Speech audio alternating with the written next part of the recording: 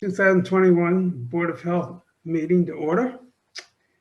And our first order of business will be Dolan Lane Lot C, new septic, Morse Engineering.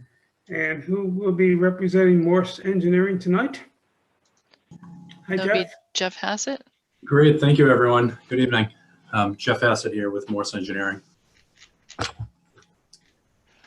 So thank you for sharing that plan.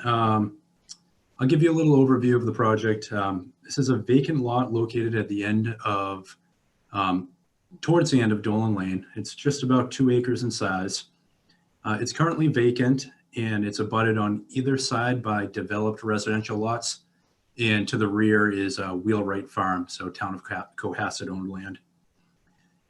We did the perk test towards the end of September. They were witnessed by Phil Spath. The material is a loamy sand with very good perk rates between 3 and 12 minutes per inch. The proposed system is in the backyard of the house. It's a very conventional system with a 1,500 gallon septic tank flowing by gravity to a distribution box and a leaching field made up of 6 rows of 8 infiltrator ARC-36 chambers. And being new construction, we do have a reserve area that's in the front yard.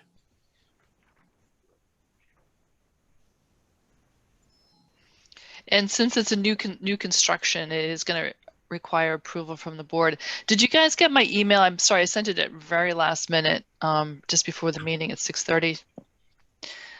I think we also have some abutters with us. I think I saw Diana Karcher. Do any abutters have any questions? I think the only question I had was, has this cleared the Conservation Commission yet? Or I guess I'm a little confused. Can you approve something like this first and then go back? I'd be enlightened if you let me know. Yeah, I can take that. Yeah, the Board of Health can approve it before Conservation, especially in this case where the septic is outside of their jurisdiction. But we have had one Conservation meeting and we have continued that. The second hearing is on February 4th. Thank you. You're welcome. The address is, let's see, where am I? The address is Dolan Lane, which comes off of, comes off south, off North Main Street, is that correct? Yeah, that's correct. And goes back, how far back does it go? Does it go to Lambert's Lane? No, it doesn't go that far. It eventually, I don't know, it's maybe 1/8 of a mile long. And this would be, yeah, where this house next door shown on the plan is the last house on Dolan Lane. Right here. So it's next door to that. Beyond that last lot is also Wheelwright Farm. It kind of wraps around these properties.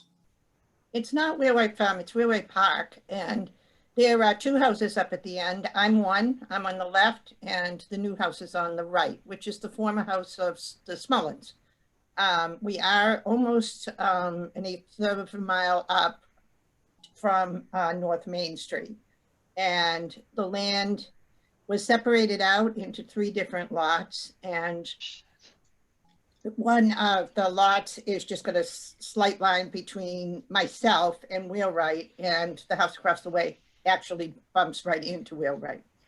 So that's kind of how it fits. The reason I'm only being concerned is because we have a lot of wetlands and we have a lot of water issues that when the house across the way was built, I managed to get the bad rub from it. And I have a lot of, if it rains heavy, I have a lot of water pouring into my yard. So I just want to make sure that everything is being looked at, double looked at, 3 times looked at if necessary, to make sure that it's the right thing to do. So may I just ask the question? So as we agreed, the Conservation Commission is going to look at this. The green line, is that the 100-foot buffer from the wetlands? That's correct, yes. Got it. So it's actually quite a bit outside the buffer zone. So that's, I mean, I'm not a conservation expert or a wetlands expert for that matter, but that gives me a lot more confidence that it shouldn't impact. Now, how close are we to the park? To the park? Yeah. Pam, if you want to zoom out, I can. Sure. Do you want me to go up to the, just like up this way? Yeah, I think if you just zoom out all the way, you can see how far back they own. Okay. So there's quite a ways beyond Quite a ways back. the work area. Oops, Yeah. I went the wrong way, Thank you. sorry. Okay.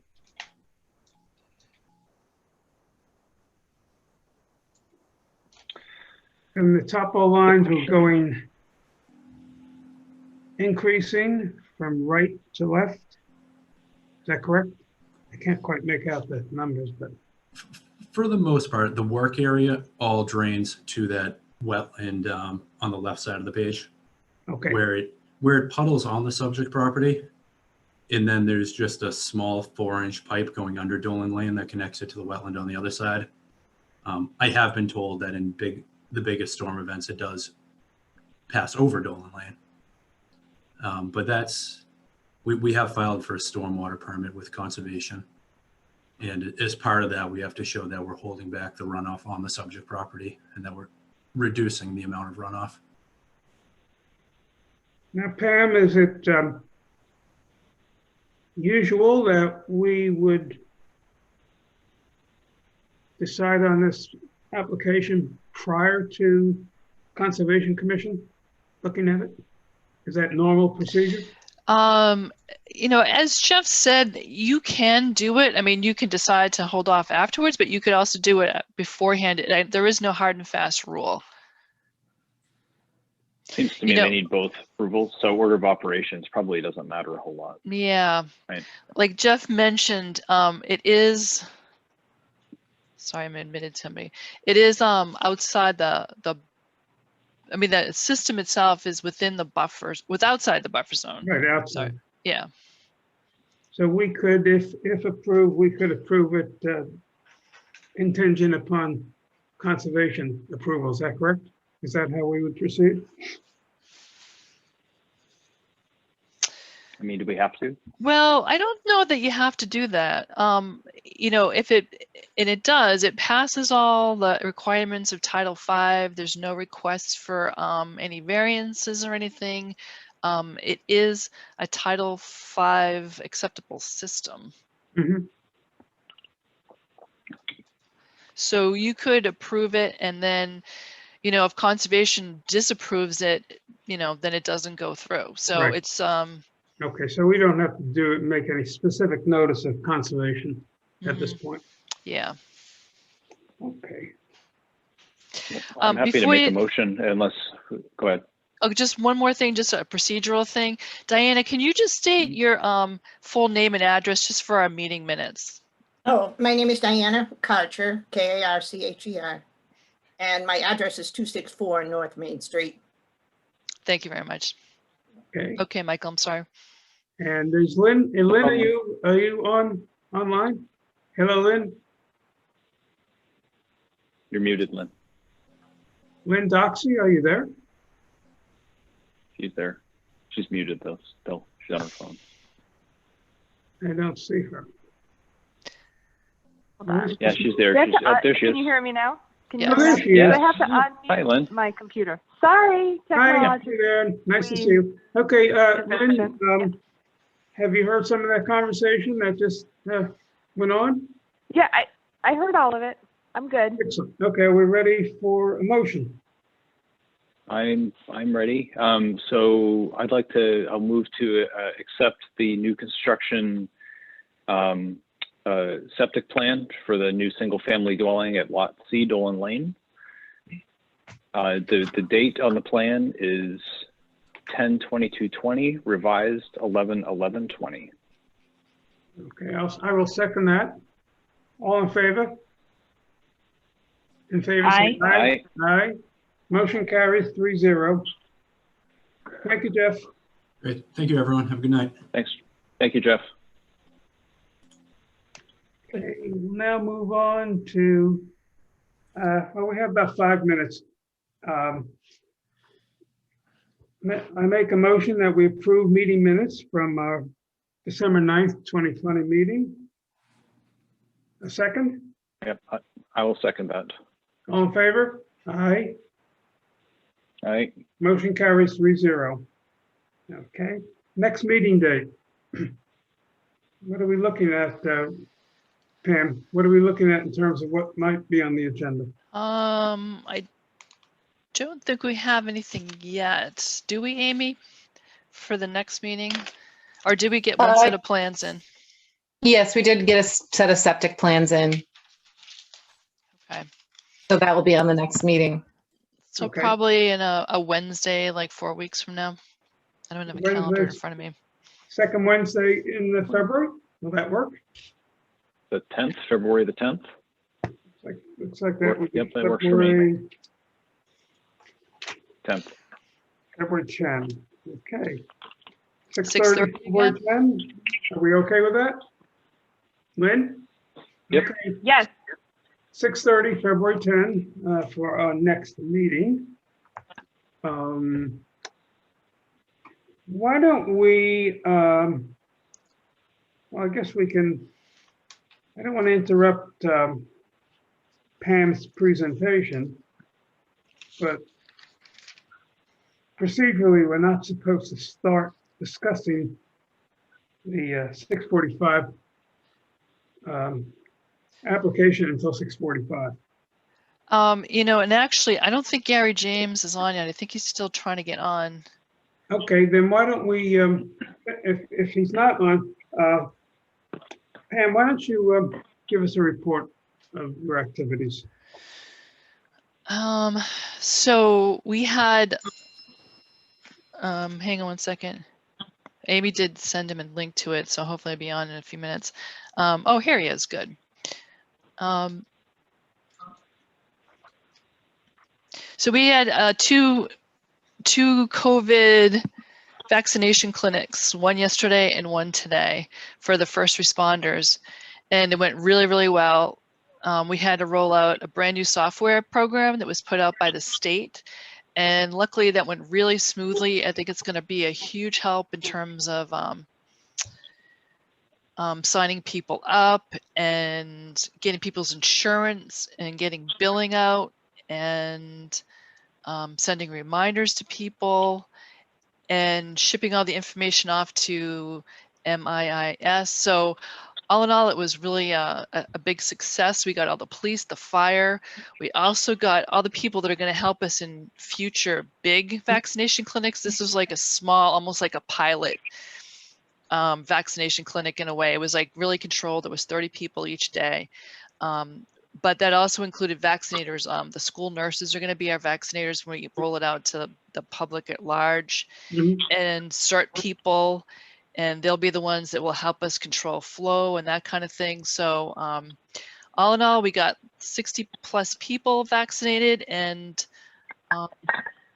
we kind of decided, well, it's not official, but it's looking like Wilcott Commons is going to really be a great place to do it. They had a good Wi-Fi setup for us. It's big, it's open, it's got windows, it's got high ceilings, it has good flow. We could probably set up as many as maybe 5 vaccinators in there. Plus it has a big area where people can sit and wait because they have to wait 15 minutes afterwards. So anyway, that's what we did, and it was a big success. And it was held at Willicott? Yep, both days. Okay. What was the process? And which vaccine? Oh, sorry. Go ahead, Sorry, Michael. Go ahead. I was just curious which vaccine we had. Was it and how did the cold storage and that whole process? How was that managed? So luckily we have Moderna and not the Pfizer. The Pfizer really just went out to the hospitals that can handle that super cold vaccine. So this can be stored in just a regular freezer. I mean, Mary has a medical grade freezer, but you know, normal, you know, home kitchen temperature freezer. 42 degrees, I think Moderna can be stored at 42 degrees, which is normal refrigeration. Yeah, so that wasn't even an issue. It only takes like 2.5 hours to thaw, and only took like 6 vials, right? There's 10 doses per vial. Okay, what was the procedure that you used to sign people up, so to speak? What kind of So the software is called PrepMod, and that's been rolled out by the state Department of Public Health, and every town that does clinics is supposed to use it to get it all unified, because it links in with the Mass MIS system. So as soon as I was done with each clinic, I saved it and sent it, and it gets sent off to the state's, big, massive database for vaccines and stuff. So all that information gets out there. But how were people notified that they could sign up for the vaccine? Well, this was very controlled because it was first responders. So once I created the clinic online in the software, it created links, and I sent the 2 links for, Tuesday's clinic and Wednesday's clinic to the 2 chiefs, the police chief and the fire chief. And then they had all their guys sign up via these 2 links. So the fact that it was like controlled groups made it much easier. We're going to have a vaccine task force meeting probably like every week or something. And we're going to figure out, how do we do this now when we're supposed to pull in just specific targeted groups within the community?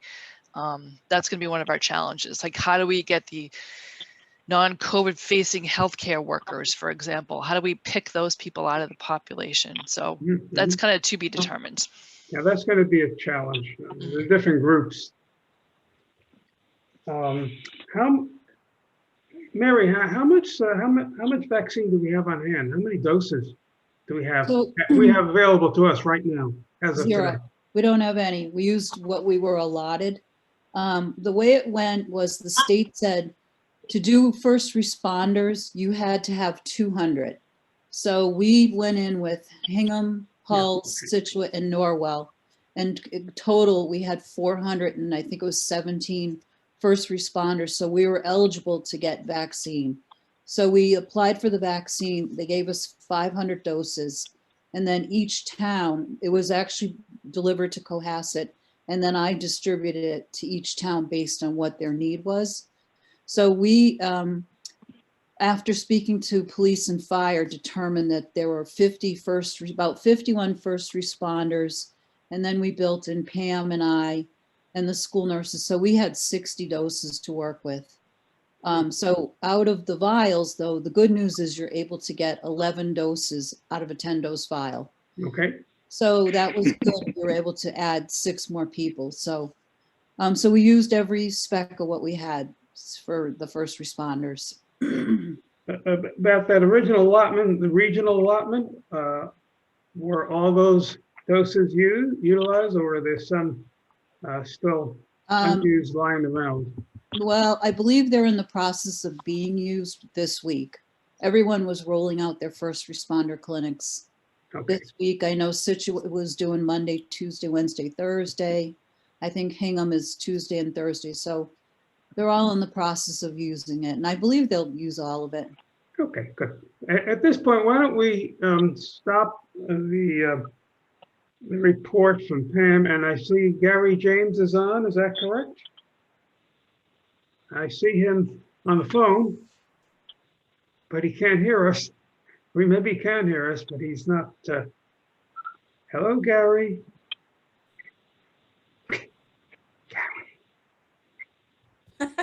How do we alert him? Can we? Is there a way to do this? Can we wave? Is he he's not looking at us? Gary, you're up.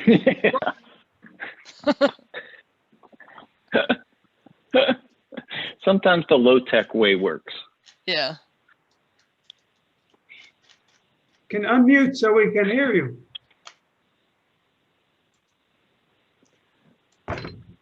There we go. All right, can you hear There me? we go. Okay. Oh, there we go, Pam. There we go. I hope that was an important phone call. It was it's my bath. I'm remodeling my bathroom, and that's the contractor. Okay. So we will now take up 49 Hull Street, septic upgrade, and Gary James will be presenting. It's all yours, Gary. This is it's on Hull Street, and it's actually within the limits of the the nitrogen sensitive area associated with a 400-foot setback from the stream. So I know originally you looked at this and I had a more conventional, but since then I've now added the treatment. We're gonna put a jet tank in here, which is a secondary treatment unit. And in conjunction with that, I've requested a 50% reduction in the overall size of the leaching area. There's a number of this. I believe there's 3 local upgrade approvals that we're also requesting. One of them was the use of a sieve analysis, although we did do a perk on the B horizon, and then I did a sieve on the C horizon as requested by Phil Spath. And the C horizon actually came out less as a worse material, so we ended up with a 30-minute rate as a design rate. But overall, it fit in here nicely. It's still gonna flow by gravity. I know they're talking about knocking down the shed, but at this point they're going to leave the shed up. So it looks like they're going to end up kind of leveling it off. So it'll be fine. But they've already got a roadway down in there. I don't know if anybody's driven by it, but they're all set to go. And the only thing they were waiting for was this. And Gary, what were the other 2 upgrade approvals? You said the sieve analysis was 1. What was number 2 and 3? The sieve analysis was 1. We did a reduction in depth of groundwater from 4 to 3. Okay. And I believe those were the only. I believe we had those 2. Just 2, not 3. Okay. Yeah, just the 2. Yeah. Okay. And you say there's a stream running, I assume, in the back of the property? And how far distant is that stream from the SAS? If you look at it, I believe it's quite a ways. Hold on.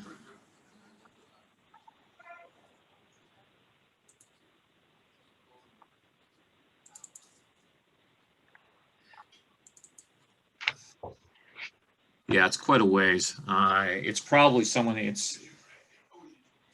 when I looked at this, I almost could get outside of the 400 feet, but it would have to go over the shed. So that's how close I am to that nitrogen sensitive zone.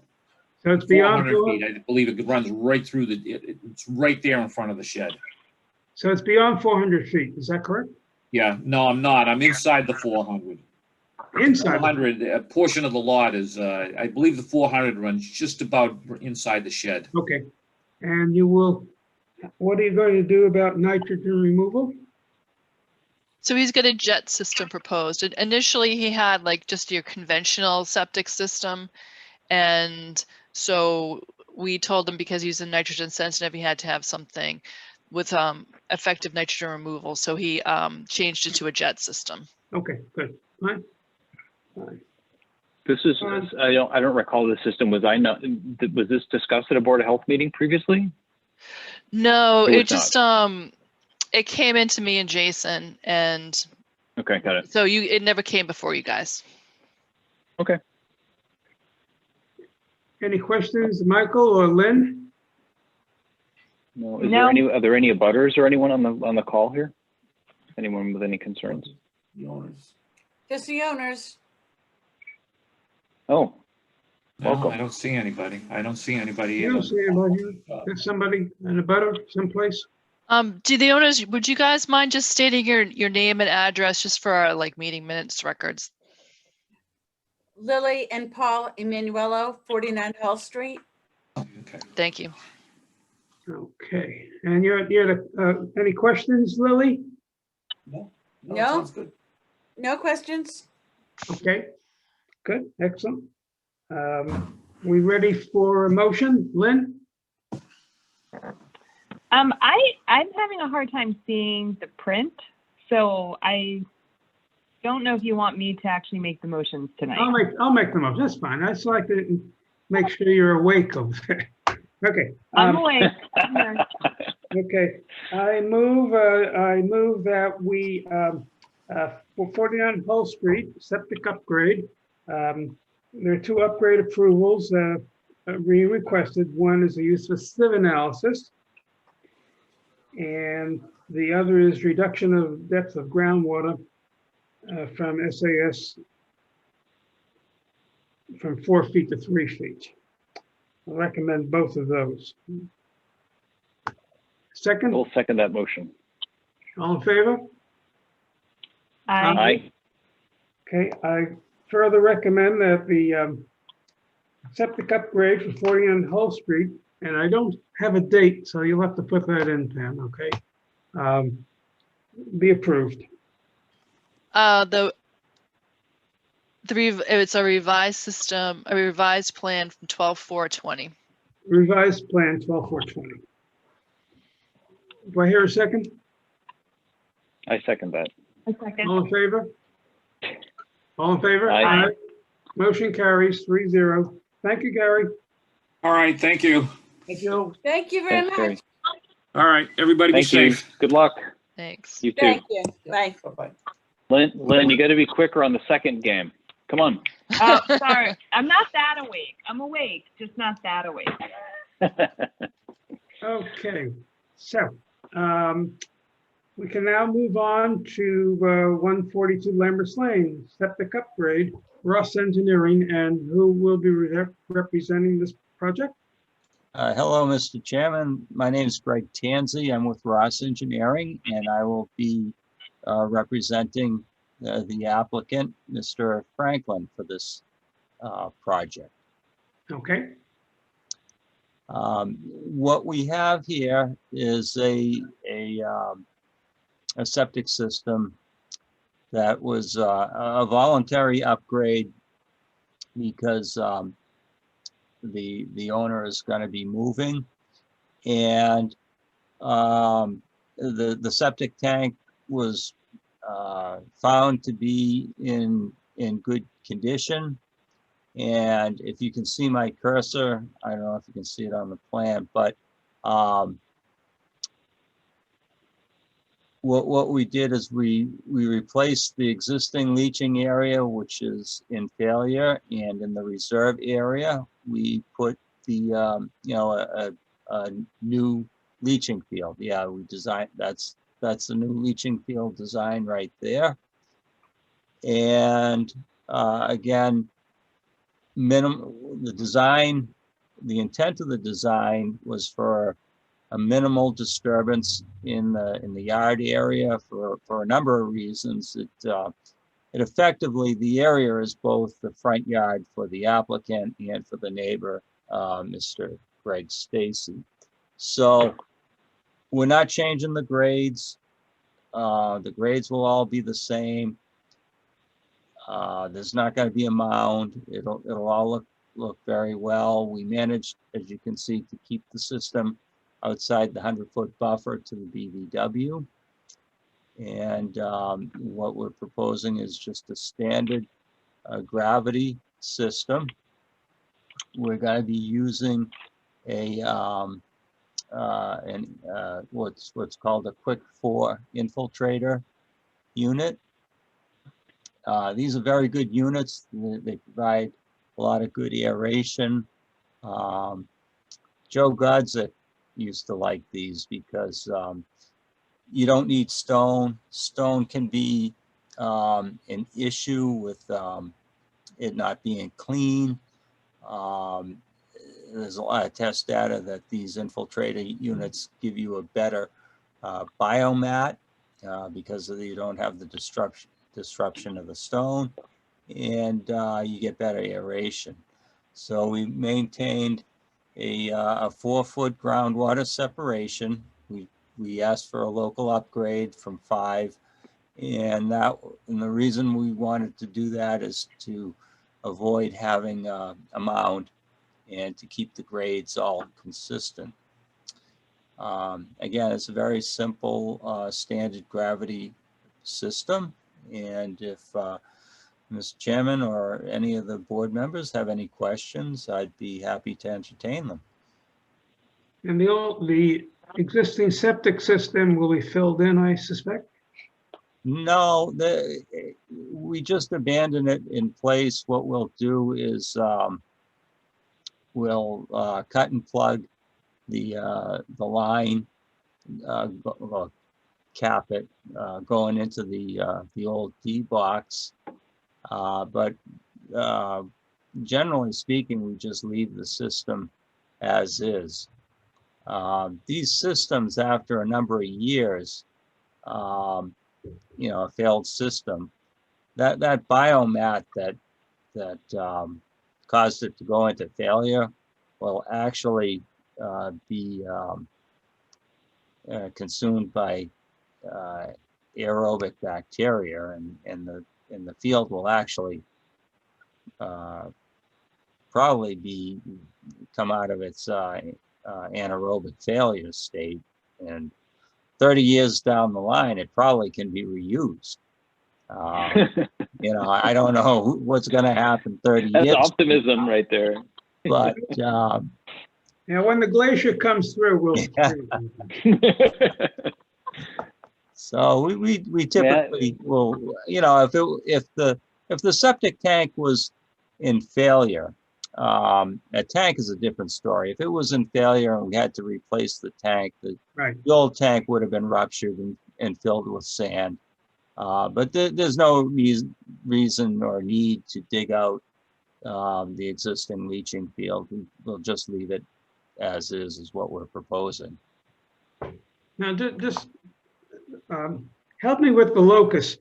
If you're coming from Hull Street down Lambert's Lane, yes. How far down Lambert's Lane does Frederick Cunningham Road? I don't know that road. I'm sorry, does it come off on the right side? No, it's on the left. The site's actually on the left-hand side. So that's turned around. Okay. And okay. Yeah, as you're coming from Hull Street. Hull Street. Okay, it's on the left side. Okay, just before you hit the golf club over there. Okay. Right. I didn't. Okay. Thank you. Appreciate that. Any questions, Lynn, Michael? No. Not for me. Would one of you like to take a stab at the approval? Don't be bashful. Lynn, would you like to? Can you see it? Nope. I'm going to let you do it. All right. So I move to approve the septic system upgrade plan at 142 Lambert's Lane with the following local upgrades. From 310 CMR 15 to 12 depth to groundwater, requiring 5 feet separation, accepting the 4-foot separation to groundwater. And I think that's it. Is that correct? Yeah, it looks like the only one I can see. According to the plan dated 11/23/20 and revised 12/23/20. Okay, I will second that. All in favor? Aye. Aye. Motion carries 3-0. Okay. Thank you. Thank you very much. You just want to approve the plan itself, right? You approved the upgrade. I rolled all that together.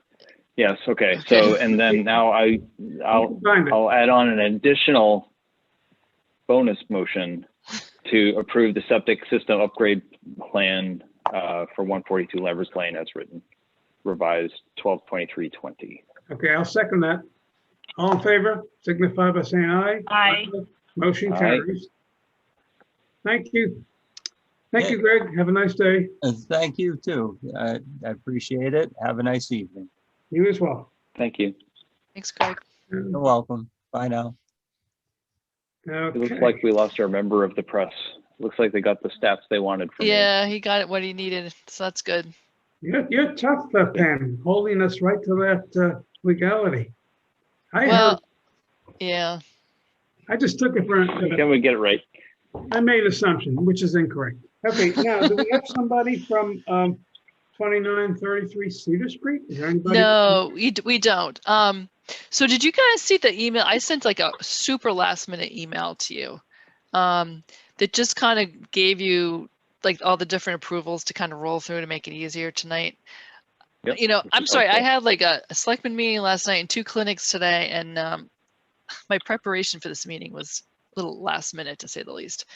But anyway, I don't know if you guys remember this, but Rich Henderson came into one of our meetings many months ago. Do you remember the last time we were together and we had a meeting downstairs in the basement of the town hall? And he came in and he gave a presentation about 2 properties on Cedar Street. And the basically the gist of it is that, you know, these 2 neighbors who are butters, like the septic system was located, you know, from one house in the other person's backyard. And so I guess the lot lines had changed and they needed to like approve an easement. So it was really just like a legal process to, you know, give them a legal easement, you know, to go on the other person's property to fix the other person's septic system, and to recognize that they had new lot lines. So basically, Rich Henderson, what you guys kind of approved it that night. And so he has actually drawn up the legal papers to make it all official. So I'm really just going to need you guys to sign this. I'm not quite sure how we're going to do it. Maybe Robin, you could sign it and then drop it off with Lynn and Michael Sure. or something. You guys could Sure. all take turns and then just bring it back to town hall. I can do Is there a way to do this? Can we do it electronically or anything like this, or we have to actually have wet signatures? I think you gotta have wet signatures in this. Like he gave me hard copies that have like been previously signed by the homeowners, and Okay. it looks like you need to sign it as well. I think. Let me No double problem. check. I don't know if I want Robin finding out where I live. Yeah, see, it's signed by the residents and Rich Henderson, and then there's a line for local approving authority. So I think you have to sign that. We need all 3 signatures or just You one? know, I'm looking and I think maybe it can just be Robin. There's only one line. Just one line, I'll just sign it for board. Yeah. That'd be, Just that'll be double easy. checking this one. So, do you have the email? And then maybe you guys can just make it formal saying that you approve. I don't have the email. I've looked, I don't have the email. I sent it to both their So- accounts. Does it say approval for Board of Health? It's a Word document? Yeah. It does. The I see draft it. Board of Health. Oh, wait a minute. Stand by. No, Why don't I have this? not that one.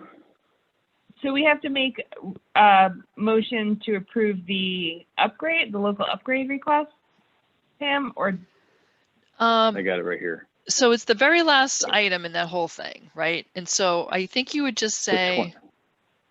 oh, on Cedar Street. Oh, I Yeah, see it. yeah. Sorry. That was, yeah, it's 2933 Cedar Street. So it would just be, Ooh, I can do it. I can Okay. make a motion.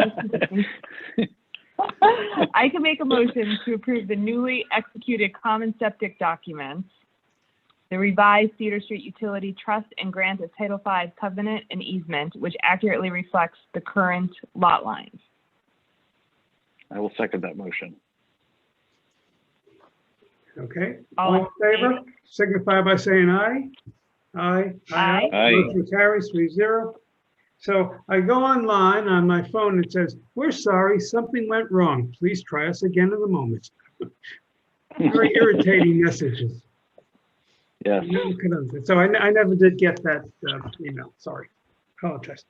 Okay, Okay. so let's, so yeah, just to wrap that up, Robin, I think just you will I'll can come- sign it and we'll be I'll, okay. I'll give you a call. And Okay. sit downstairs in the vestibule and I'll sign it and leave it there. How's that? That sounds good. And just so you know, I'm actually not going to be in the office tomorrow, Friday probably, okay? Saturday morning work for you? Yes, no. Okay.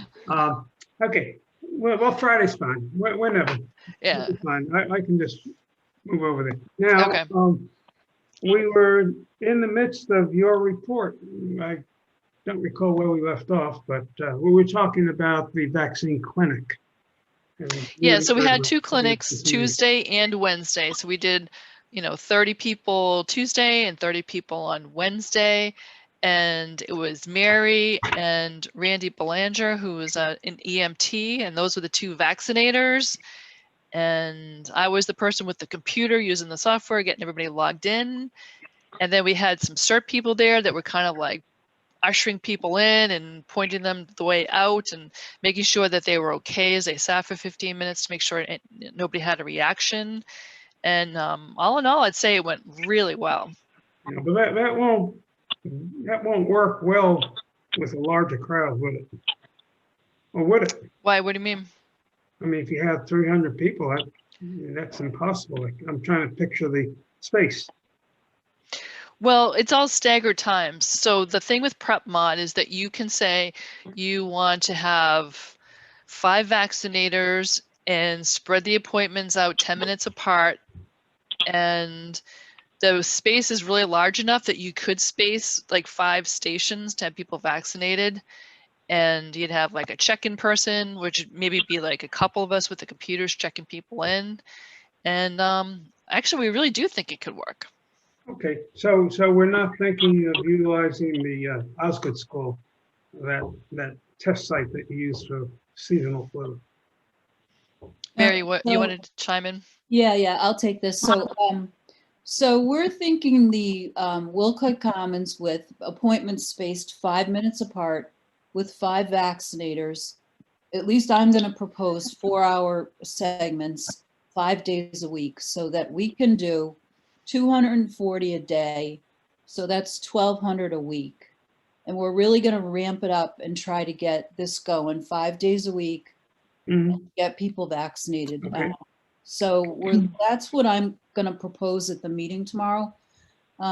So if we do that, we could vaccinate close to 4,000 in a month, over 4,000 with the first dose, and hopefully get the second dose into them the next month and really attack it. If we can get the vaccine, I think that's how we should approach it. So it's a matter of getting enough vaccine to meet that vaccine. goal. Is that correct? Well, it's going to be vaccine and it's going to be vaccinators. So we have 8 paramedics who are willing to vaccinate. We have 6 school nurses. We have, I have a list of people that are willing to vaccinate. So it's just, to set this all up and have a schedule. And Okay. So that's. That sounds like a great plan. Can I? Go ahead, Michael. Go ahead. No, I was going to say, that sounds amazing. How does it factor in terms of the state's priorities in terms of who gets vaccinated? It sounds like you have that's almost the hardest a throughput part. to do the entire town. Yeah. That was going to be my question about the phasing. Yeah, honestly, the phases make it challenging. They do. We're in phase 1 right now, and the 3rd bullet of phase 1, which is the, first responders. So we've done that. The next phase is now congregate housing, group homes. We only have, 9 residents in a group home. So they're not going to qualify you have to apply for vaccine, but you have to have enough people in the group home to qualify. It's too small. So they'll have to do some sort of a regional clinic. So that's the next group, and then shelters and prisons. And then we go down to like VNAs, so the getting through phase 1 is a little quirky, but then phase 2 is people over 65, people in public housing, people with 2 comorbidities. So I think we can just ask for 1,200 doses a week and now. Is the board going to send out a reverse 911 call and ask people if they're in a certain group to call in and make an appointment? How are you going to manage that? Well, that's a good idea. That's part of our planning tomorrow. And I think that's a good idea to put that out there. That's a good way to reach people. I'm getting probably 2 or 3 calls a day from my colleagues on the old goats who are by definition at risk. Yeah. Pam and I are being inundated. I want to know what do we do now? I said, well, I did tell them if you should just get a document on letterhead from your PCP indicating you have some underlying condition, so that if need be, you can present it. Mhm. That's all. But I don't know how you're going to. And I don't, you know, I think if someone shows up and says, I have 2 comorbidities, I think we're just going to take them at their word and Okay. vaccinate them, right? I mean, we're not going to send people away or ask, you know? And I've been reading about vaccine clinics where people are lying and getting ahead of a queue and et cetera, et cetera. I know that couldn't happen here in Cohasset, right? No. We're very honest. Never. No, we were saying never. by the time we get to phase 3, it will be like 6 honest people, will be like people left probably. Okay. Can I just so when we talk about these priorities, I've wondered this for quite some time. So the states are basically going to the municipalities or regions of cities and towns to distribute the vaccine. So if Cohasset, does its phase 1, does its phase 2, does its phase 3, is it possible that like the last phase, like, so who decides when the state is in phase 3, or is it by town by town? Do you see what I'm saying? So if you do all the, okay, it's the state, and they've been telling us we have to move as a group. So it said to on a call recently, yeah, we're about to begin first responders, and we think it could take several weeks. And we're like, several weeks? We'll get this done in 2 days and knock it out. But they were like, we have to all move together as a group. And so basically we're stuck by whoever's like the slowest municipality, which really stinks. So the slowest will run the whole program. Basically, yeah. It doesn't make sense. Well, No, I know, it doesn't. that It's sounds frustrating. like society right there. And even the phases are, kind of holding us back a little bit. Like, Yeah. I understand there's priority groups and we want to focus on that, but they're so specific that it's a little challenging. They said to us, you can go, if we're in phase 1, we can stay in phase 1 and go only work up. So we can go to bullet group 1, 2, and 3, but we can't go below. You know what I mean? We can't reach out to non-COVID facing healthcare workers. We have to stay at the level. So it's just challenging. the state should, consider allowing cities and towns to, basically, in the general range of things, be able to move quicker or slower. I think having everybody in lockstep in the state that really slows things down. I know, it does. It's very frustrating. Oh, well. But okay, well. Okay, now, Mary, do you want to give us a report of, I know we've been talking to you, but how about a report of your activities and how many new cases we've had, et cetera, et cetera? My smoke detector. Wait a minute. Oh, I'm gonna. Oh. Oh, her smoke detector. Pam, were you done? Okay. Was I done? Sorry. Yeah. The smoke detector. With your report, you were in the middle of Pam was in the middle of her report. Well, so no, that's pretty much it for me. I mean, that's, I spent several days ramping up, trying to learn how to do this prep mod thing. And then, so it was all getting ready for the clinic, and now we just had the 2 clinics. So, since the last written report, that's what I've been focused on. Okay, good. Awesome. Okay, Mary, you're on. Okay, so Put the you smoke get my detector going off. weekly reports, right, with the numbers. So, we are in a surge. I ran the numbers today just to see. So that report that comes out weekly from the state is based on the prior 2 weeks. And so in the prior 2 weeks, we have had 65 confirmed cases. So our numbers are really ramping up. So that brings us to a total of 231. Can you speak a little louder? I just kind of not hearing. Okay. So I said we're at 65 cases for the last 2 weeks. 65 in the last 2 weeks. Okay. Yep. So, so we're in the middle of a surge is basically where we're at, as everyone probably knows. So Mary Whitley, you all know Mary Whitley, right? She's working with me, and right now she's taking the bulk of the cases so that I can shift to vaccinating. And so, we're sort of I'm moving more towards vaccinating, so that's what we're focused on right now. So that's where we're at. We're just, we're really busy. There's tons of work to do. What is our cumulative case count as of to date? 231. Wow, up over 2. Mhm. Yeah, the number. Yeah.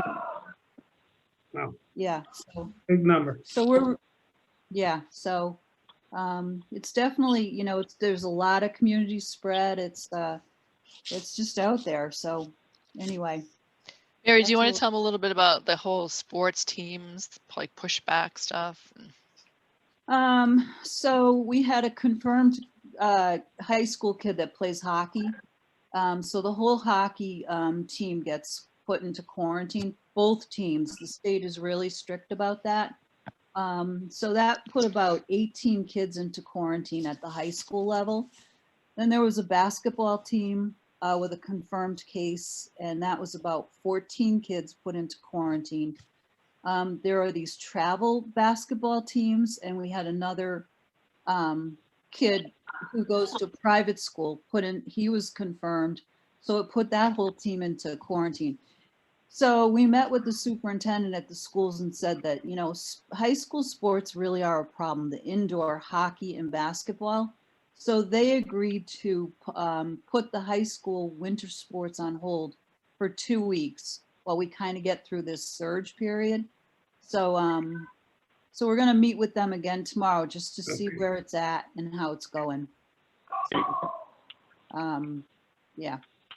Wow. And what about Sunrise? Are we under control there? Well, Sunrise was under control. They did well for about 5 weeks, and now they have a confirmed case again. And the resident or staff? Staff. No, it's a resident.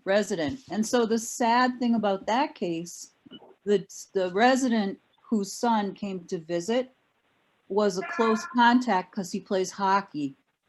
And so he infected the dad. You know, so there's that hockey thread again. It's and yeah, so. Wow. I know. Sad. It is sad. And then we have the group homes, which is a duplex down off of Elm Street. And on one side there are 4 women, the other side are 5 men. The 4 women have all tested positive. And in the men's side, one of the men has tested positive. So again, it's a really challenging group. They're all developmentally delayed. They don't wear masks. It's a tough situation. Yeah. So. Well, thank you. That's a sobering report. Sorry. Okay. I have a question, Pam, of you. In reading over the notes of the last minutes, and there was talking about the Cook Estate, you know, that issue they have with water running up. And the statement made in here, it said, the association could possibly put in a drainage interceptor to catch the water and divert it down to the groundwater table. Something doesn't ring right with me. Is that correct? Yeah, well, that's called a curtain drain, and honestly, that's pretty unlikely that's going to happen. I think since that happened, I talked to a DEP person, and he was saying that curtain drains rarely ever work, and they probably wouldn't approve it. And so, so basically, that's like a vertical way to divert the water downward. An engineer is going to maybe also look at a horizontal, kind of like a trenching system around it. Mm-hmm. But I'm really hoping that they end up hooking up to sewer, to be honest with you. With the drain, I'm guessing that the drainage is contaminated. So that's why I'm not understanding how you. Well, it would be into the groundwater. It would be intercepting the groundwater before it hits the leaching field. So that's the thing. The problem is right now is there isn't nothing diverting it, and it's going straight through the leaching field and out the side of the hill. So this would be intercepting it's probably a perched groundwater table. This would be intercepting the groundwater before it hits the leaching field and then diverting it either around it or beneath it or something. Okay. So they will be coming in. Somebody from Cook Estate will be at our next Zoom meeting, I assume. We talked about that. They could. We could. So what's happening now is so Jason Federico is contracted with Weston and Sampson. Like they already have a contract with the town for I think the water department or something. So he got they have a hydrogeologist, which is really what we need. This is a hydrology problem. And so the Cook Estate hired somebody who is an engineer, which is great. You know, they're great at designing things, but we need a hydrogeologist to really understand what's going on out there with the perched water table and the till and all that kind of stuff. So we're going to have a meeting on Friday with the Cook Estates engineer, our Weston and Sampson hydrogeologist, and Jason and me, and you know, kind of get all the parties together. And luckily, everybody's being very cooperative. And we're just going to talk about like what are the next steps in terms of what do they need to do for a field investigation, and in order to get the right data, in order for them to really kind of build a site conceptual model to understand what exactly is happening out there, you know, from a geology sense. So that's going to happen on Friday. For the next meeting, we could get maybe the Weston and Sampson person, or we could get the engineer for Cook Estate to come on in the meeting. Or if you get the engineer and the chairperson of the association To do that. Okay. It would appear that it's going to be a pricey option, whichever they choose, whichever way they go. Yeah. All right. So I should also tell you that, well, I don't know. One of the alternatives is hooking up to the town sewer. And there's also a group in town. There's yet another engineering consulting firm that's trying to look at the town big picture, like where our sewer needs for the next time they expand. So the sewer commission's pushing for South Main Street. Then they met with me saying, you know, where do I think the best place for a sewer to go is? And I said 3A because there are septic systems that are not doing well at that CVS Plaza, you know, down that end of CJC. There's the 380 to 400, you know, the Stasco property. There's the Cook Estate. And then even up the street further, when you go to New Inns and Dunkin' Donuts, that septic system's had a lot of problems through the years. You probably know, Robin, because it was like when Susan Sarney was here. So all those places, they all have, you know, Dunkin' Donuts, Mary Lou's, those places with milk and cream, their septic systems don't do well. And then when you have the Asian restaurants that have a lot of oil and grease, they all end up in failure at some point. So if they decided to expand the sewer, I mean, I was pushing for 3A. So we'll see what happens there. I don't know. That's just kind of multiple things going on at the same time. Yeah. Well, the sewer commission has for a while now indicated their priority is Main Street, South Main Street.